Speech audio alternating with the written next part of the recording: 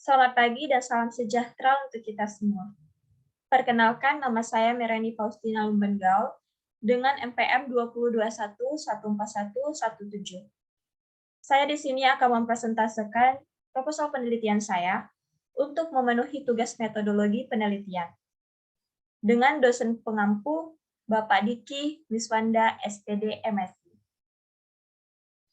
Adapun judul penelitian saya mengenai optimasi pembuatan tepung mokaf dari berbagai varietas ubi kayu, Maniho Esculenta Franz, dengan fermentasi Lactobacillus casei dan uji karakterisasi. Latar belakang penelitian. Ubi kayu merupakan salah satu komoditas sumber karbohidrat dengan kandungan sebesar 34% menurut Kaswara tahun 2009. Di Indonesia, ubi kayu telah diolah menjadi aneka produk setengah jadi maupun produk olahan siap saji yang banyak dikonsumsi oleh masyarakat. Salah satu produksi ubi kayu adalah tepung mokaf.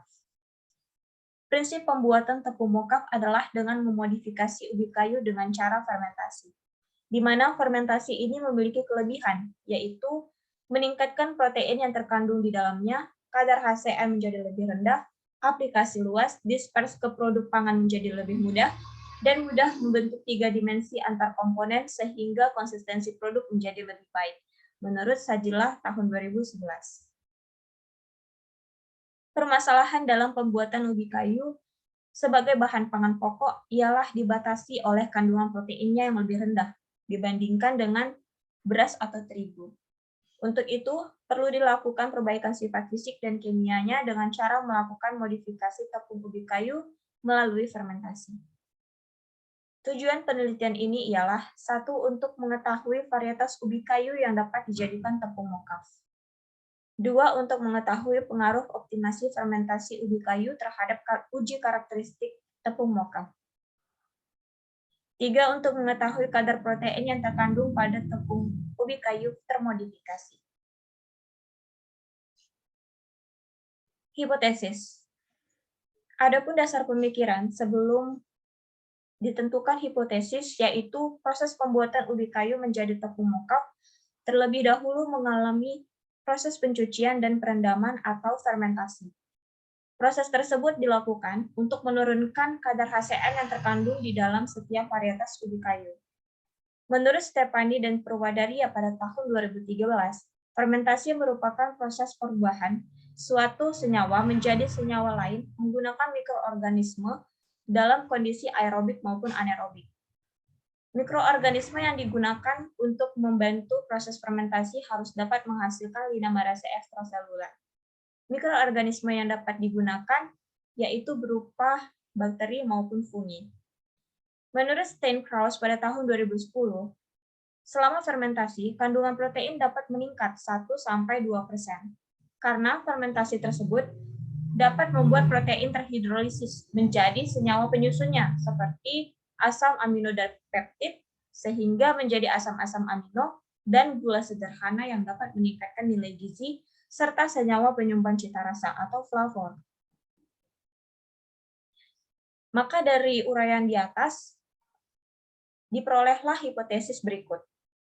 1. Setiap varietas ubi kayu dapat dimodifikasi menjadi tepung mokaf. Hipotesis 2.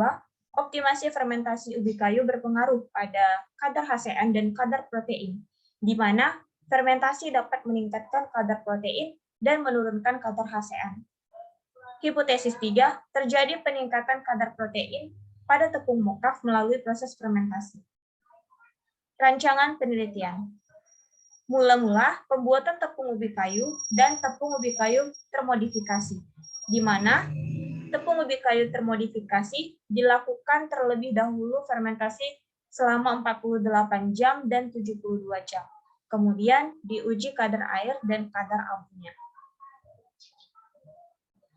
Sebelum dilakukan uji kadar air dan kadar abu pada tepung ubi kayu termodifikasi, terlebih dahulu dilakukan uji protein pada hasil fermentasi 48 jam dan 72 jam, agar diketahui hasil fermentasi yang terbaik. Maka kemudian dilakukanlah uji kadar air dan kadar abu. Metode penelitian. Pembuatan tepung mokaf. Pertama, Ubi kayu segar dikupas, dicuci, kemudian diiris berbentuk chips.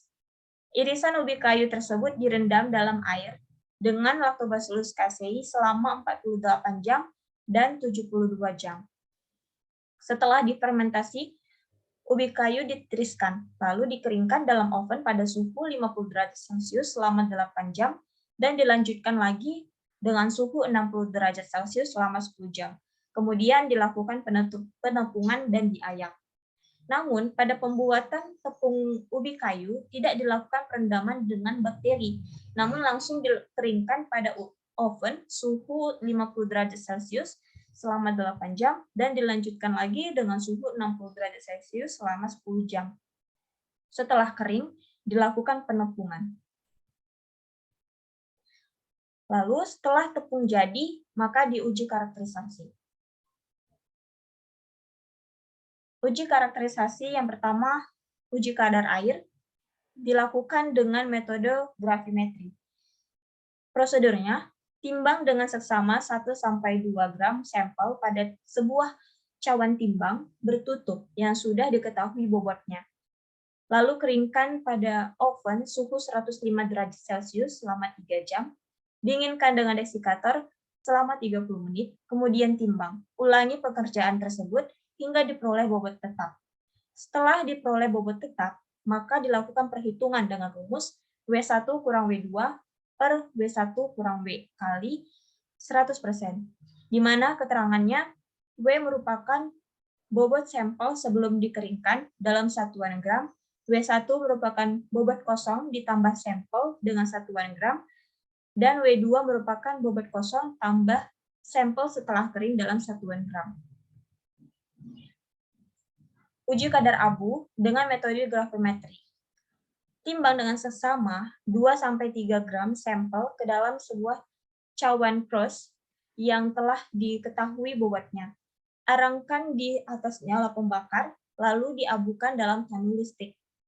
Pada suhu maksimum 550 derajat Celcius sampai pengabuan sempurna, sekali-sekali pintu tanur dibuka sedikit agar oksigen dapat masuk.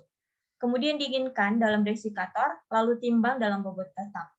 Setelah diperoleh bobot tetap, maka dilakukan perhitungan dengan rumus W1 kurang W2 per W kali 100%, di mana keterangannya W merupakan bobot sampel sebelum diabukan dalam satuan gram, W1 merupakan bobot sampel ditambah cawan sesudah diabukan dalam satuan gram, dan W2 merupakan bobot cawan kosong dalam satuan gram.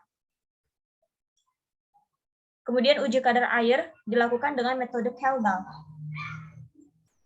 Prosedurnya, sampel sebanyak 6 gram dimasukkan ke dalam labu Kaldal, ditambahkan air sebanyak 150 ml ke dalamnya, 100 ml HCl 1N dan beberapa tetes indikator mix dimasukkan ke dalam Erlenmeyer yang kemudian dihubungkan dengan labu Kaldal. Dipanaskan pada suhu 100 derajat Celcius. Setelah mendidih, ditambahkan 23 ml larutan NaOH 30% ke dalam labu Kaldal. Pemanasan dihentikan apabila tidak ada yang menetes lagi pada Erlenmeyer atau tidak ada aliran ke Erlenmeyer. Hasil larutan yang di Erlenmeyer tersebut dititrasi dengan HCl hingga warnanya berubah menjadi kehijauan. Setelah diperoleh volume titrasi, maka dilakukan perhitungan, yaitu volume HCl atau volume sampel yang diperoleh dikurang dengan blanco dikali NHCl dikali 14,008 dikali 6,25 per berat sampel dalam satuan gram dan dikali 100%.